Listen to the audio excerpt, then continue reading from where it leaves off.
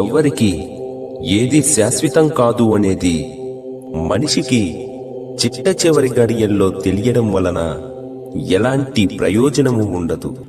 యవ్వన ప్రాయాన కన్ను మిన్ను కాలక తను చేసిన దుర్మార్గాలను తెలుసుకుని చింతించడం వలన తను చేసిన పాపపు చర్య నుండి తప్పించుకొనలేడు.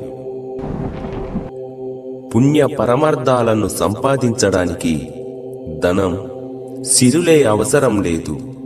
ఎలాంటి ఫలితాన్ని ఆశించకుండా కేవలం మాట సహాయం చేసినా అది పుణ్యమే. అంతేకాదు, తను చేయవలసిన పనులు ధర్మబద్ధంగా పూర్తి చేసి నీ యొక్క బాధ్యతలను నిర్వర్తిస్తావో అదియు పుణ్య పరమార్థమే. ధర్మ మార్గంలో జీవనం చేసే వ్యక్తులు పుణ్యక్షేత్రాలను సందర్శించిన ఎడల తప్పక వారికి మోక్షం లభిస్తుంది. అదే అధర్మం, అన్యాయ మార్గం, మోసం, హత్యలు, కుట్రలు తదితర వాటితో జీవనం చేసేవారు పుణ్యక్షేత్రాలకు వెళ్ళి అక్కడ దైవాన్ని సందర్శించినంత మాత్రాన అట్టి వారికి ఆ దైవం తన యొక్క ఆశీస్సులను ఎన్నటికీ కలుగనివ్వదు. ప్రస్తుత ప్రపంచం క్రూరంగా మారింది.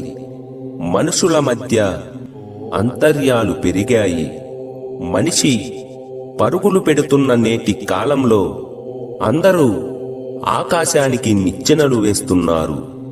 దానితో తమ యొక్క మానవతా విలువలు వేగంగా దిగజారిపోతున్నాయని గమనించడం లేదు. తను కోరుకున్న మానవ సంబంధాలకు మూలం వ్యక్తి యొక్క వికాసం. ఎవరికి వారు వికాసం చెందే ప్రయత్నంలో తమకున్నటువంటి మానవతా సంబంధాలను తనకు తానే దెబ్బతీసుకుంటున్నాడు. ఏ మానవుడైనా సుఖంగా, ఆనందంగా జీవించాలనే కోరుకుంటాడు. దుఃఖం మరియు కష్టపడాలని ఎవ్వరూ కోరుకోరు. నిర్భయంగా, శాంతియుతంగా బ్రతకాలనే అందరి ఆశయం. అయితే జీవితం సరళంగా సాగి సుఖమయం కావడానికి ప్రతి మానవుడు కొన్ని విలువలను పాటించాలి. అవే మానవతా విలువలు. కుటుంబం పట్ల, సమాజం పట్ల తమ యొక్క బాధ్యతలను సక్రమంగా నిర్వర్తిస్తూ భూత దయ, అహింస, కరుణ, పరోపకారం వంటి ఆచరణే మానవతా విలువలు. గత జన్మలో మిగిలిపోయిన శత్రుశేషం ఈ జన్మలో భర్తగానో భార్యగానో మనిషి అనుభవించవలసి ఉంటుంది. సాక్షాత్తు శత్రువు తన యొక్క జీవిత భాగస్వామి రూపంలో ఉంటుంది.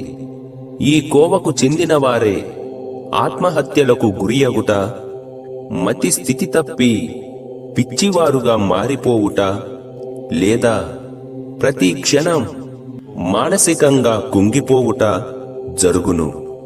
అది గత జన్మ తాలూకు పాప ఫలితం. అట్టి కాపురాలు వారు ఆశించినటువంటి వృత్తిని పొందలేరు.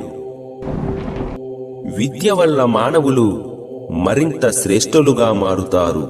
విద్యను అభ్యసించడం ద్వారా ఉత్తమ భావాలను వంట పట్టించుకుని తమ యొక్క జీవన మార్గాన్ని సుఖమయం చేసుకున్నవారు నిజమైన విద్యావంతులు.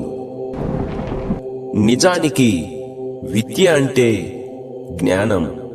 అట్టి జ్ఞానాన్ని ప్రసాదించే విద్యే మనిషికి పశువులకు ఉన్నటువంటి భేదాన్ని వేరు చేస్తుంది.